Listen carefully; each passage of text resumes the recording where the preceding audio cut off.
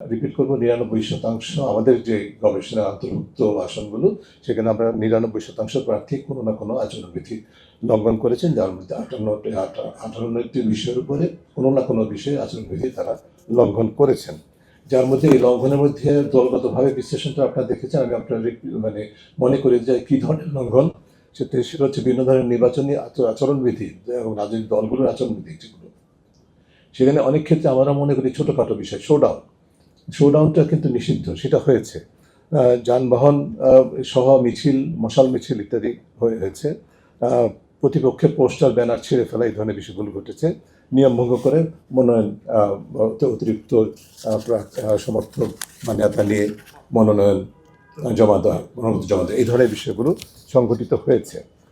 আমরা যেটা দেখেছি অনলাইন অফলাইন প্রায় উভয় ক্ষেত্রে প্রচারণার ক্ষেত্রে যেটা দেখেছি প্রতিটি স্তরে দল এবং প্রার্থীরা আচরণবিধির ব্যাপক লঙ্ঘন করেছেন এবং বিভিন্ন অনিয়ম হলেও কমিশনের বিভিন্ন কারণে সীমাবদ্ধতার কারণে পুরোপুরি নিয়ন্ত্রণ করা সম্ভব হয়নি, যদিও সক্রিয় ছিল এবং প্রয়াস ছিল নিঃসন্দেহে, সেটা আমরা দেখতে পেয়েছি। যার ফলে নির্বাচনে সকল দল এবং প্রার্থীর জন্য সমান প্রতিযোগিতার ক্ষেত্র এবং সকল শ্রেণীর ভোটারদের জন্য পরিপূর্ণ সম অধিকার ভিত্তিক সুষ্ঠু নিরপেক্ষ নিরাপদ নির্বাচনী পরিবেশ নিশ্চিত করা সম্ভব হয়নি। একটা গুড প্র্যাকটিস হয়েছে, যেটা আমি আপনাদের কাছে মাধ্যমে উল্লেখ করতে চাই, যেটা আগে কখনো হয় নাই, বাংলাদেশে কোনো নির্বাচন কমিশন করতে পারেনি, এবার সেটা হয়েছে।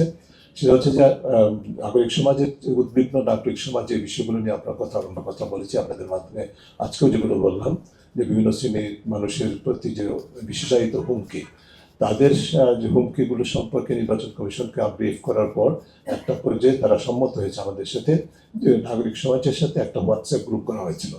এই হোয়াটসঅ্যাপ গ্রুপের মাধ্যমে তথ্যগুলো নাগরিক সমাজের পক্ষ থেকে যখন যেভাবে পাওয়া গেছে সেভাবে সরবরাহ করা হয়েছে এবং রিয়েল টাইম কোনো কোনো ক্ষেত্রে বেশ প্রশংসিতভাবে নির্বাচন কমিশন তাদের সহায়তা, তাদের অন্তর্ভুক্ত আইন প্রয়োগকারী সংস্থা প্রশাসনের সহায়তায় যথাযথ পদক্ষেপ গ্রহণ করতে পেরেছে।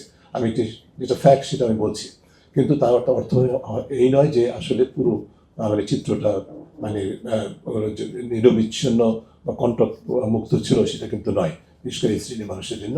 তবে এই কাজটি ইতিবাচক দৃষ্টান্ত, আমরা আশা করব ভবিষ্যতে যে কোনো নির্বাচনের সময় এই ধরনের সুযোগটা নির্বাচন কমিশন করতে অব্যাহত রাখা হবে।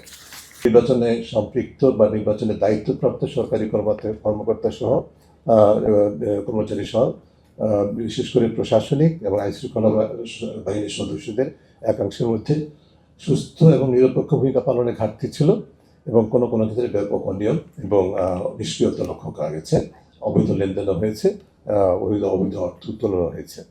নির্বাচন আচরণবিধি প্রতিপালনে রাজনৈতিক দল এবং প্রার্থীদের পক্ষ থেকে নির্বাচন কমিশনকে অনেক ক্ষেত্রে সহযোগিতার তুলনায় অসহযোগিতার দৃষ্টান্ত দেখা গেছে। তবে একটা জিনিস দৃশ্যমান হয়েছে যে এবার উভয়ের প্রতিপক্ষই কিন্তু নির্বাচন কমিশনের বিরুদ্ধে পক্ষপাতিত্বের অভিযোগ করেছে। সেটি এক হিসাবে বলা যেতে পারে যে এটি নির্বাচন কমিশনের নিরপেক্ষতার একটা দৃষ্টান্ত হিসেবে বিশ্লেষণ করা যেতে পারে। আমি কিন্তু পুরোপুরি বলছি না নিরপেক্ষ সম্পূর্ণভাবে নিরপেক্ষ ছিল, সেটি আমি বলছি না, কিন্তু এই যে প্রতিপক্ষ নির্বাচন কমিশনকে পক্ষপাতিত্বের অভিযোগ করেছে, তার অর্থটা হচ্ছে নির্বাচন কমিশন চেষ্টা করেছে নিরপেক্ষ থাকার জন্য, সেটি নিঃসন্দেহে বলা যায়।